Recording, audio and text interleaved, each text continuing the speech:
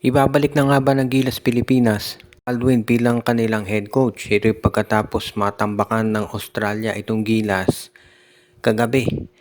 Nakita natin na nung umpisa medyo dikit pa yung laban, pero nung umalagwa na itong Australia, hindi na nakaporma yung Gilas. Marami tayong pwedeng masabing problema dito, hindi lang si Coach Tim Cone.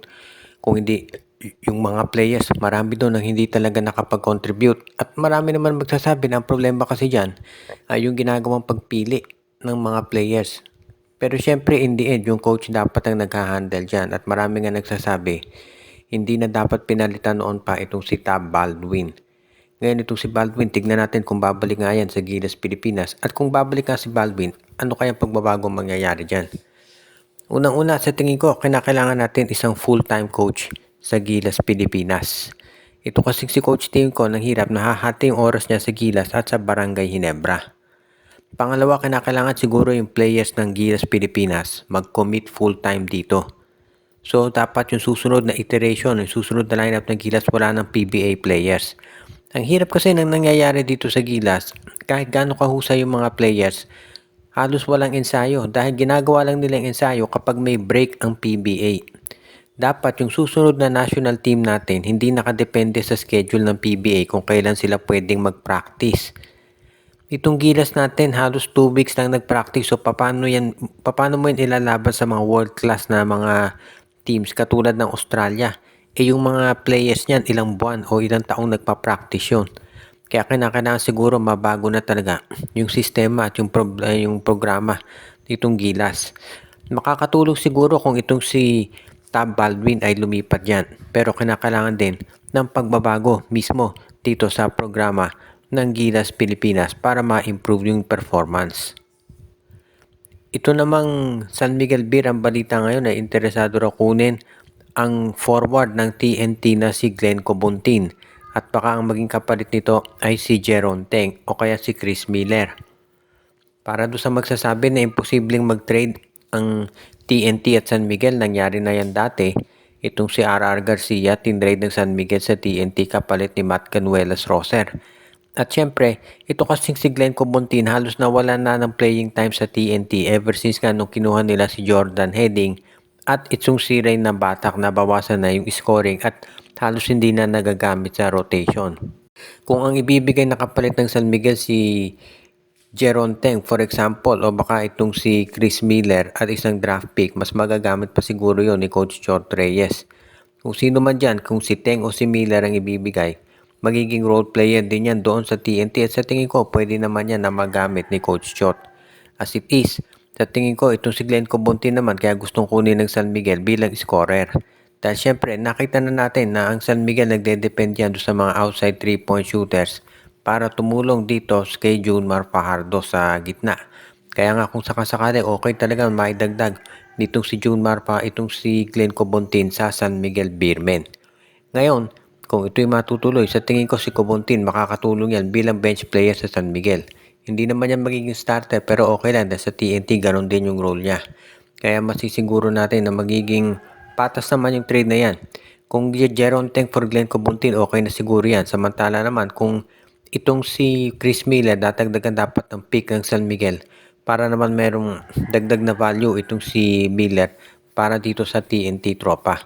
Pero balita natin mukhang TNT raw ang gusto mag-initiate ng trade. So tignan natin kung ma-aprobahan ito bago magsimula ang PBA Commissioner's Cup. Ang veteranong forward ng Ginebra na si Raymond Aguilar ay posibleng susunod na i-trade pagkatapos ni Ben Adamos. Mukhang ang gagawin daw ng Ginebra, dadalhin itong si Aguilar sa Titan Ultra at baka maging kapalit niyan ay isang first round draft pick or kung pwede baka itong si Cade Flores. Itong si Aguilar hindi na magtatagal sa Ginebra dahil maliwanag yung ginagawa ng Gene Kings ngayon. Pinapalitan na yung mga bench players nila para doon sa mga magagamit talaga nila ngayon. At kung yung draft pick ng Titan Ultra makukuha nila, okay yun syempre dahil mataas yung projection dyan. Ngayon kung si Cade Flores naman, magiging malakas din itong Barangay Ginebra dahil mas skilled itong si Flores kumpara kay Raymond Aguilar. Kaya mananalo ang Ginebra sa trade na yan regardless kung sino sa mga nabanggit ang magiging kapalit nito. At natitiyak naman natin na gagawin talaga ng Barangay Ginebra ang lahat para masiguro na matutuloy ang nasabing transaksyon. Ngayon, bukod sa pag-trade kay Raymond Aguilar, meron pa raw ibang transactions na binabalak itong Hinebra, pero masisiguro natin na hindi naman magiging problema dito sa Hinebra yung pagdagdag dito sa kanilang mga tinatawag na mga players na magagamit talaga. So kung sakasakali itong si Coach team ko magkakaroon yan ng mga additional pang players na pwedeng maisama dito sa kanyang roster. Hindi na siguro kailangan problemahin yung mga players na hindi naman nagagamit. O kaya, itong sila John Abbis at itong sila Jason David, kabilang yan doon sa mga pwedeng i-trade ng Hinebra. Pero, pagdating doon sa mga starters, huwag tayong umasa na may papalitan dyan. Unless blockbuster trade yun na starter din ang magiging kapalit. Pero sa ngayon, so far ang Hinebra, bench players muna daw ang ite-trade nila kapalit ng iba pang mga players o draft picks para mas lumakas yung pagsuporta doon sa mga starters nila. Ang Converge Fiber Excess daw ngayon ay mukhang tinitignan mabuti kung kukuha pa sila ng isa pang big man para tumulong dito kay Arana at kay Baltasar. Sa ngayon kasi ang nandyan ito si Larry Moyang, no? Yun ang isa pa nilang ginagamit pero malamang daw yan na ilagay sa trading block. At kabilang doon sa kinokonsidera daw nitong nitong Converge Fiber Excess baka makuha nila ay si Christian David mula sa Blackwater Bossing. Si David ay 6'8", so literally pwedeng maging big man talaga yan nitong koponan ni Coach Delta Pineda. Pero kinakailangan syempre medyo matindi yung i-offer nila, hindi sasapat na Larry Moyang lang para dito kay Christian David. Kaya nga makikita natin dito kung gaano ba talaga kadeterminado na gumawa ng offer itong Converge Fiber Excess para dito kay Christian David.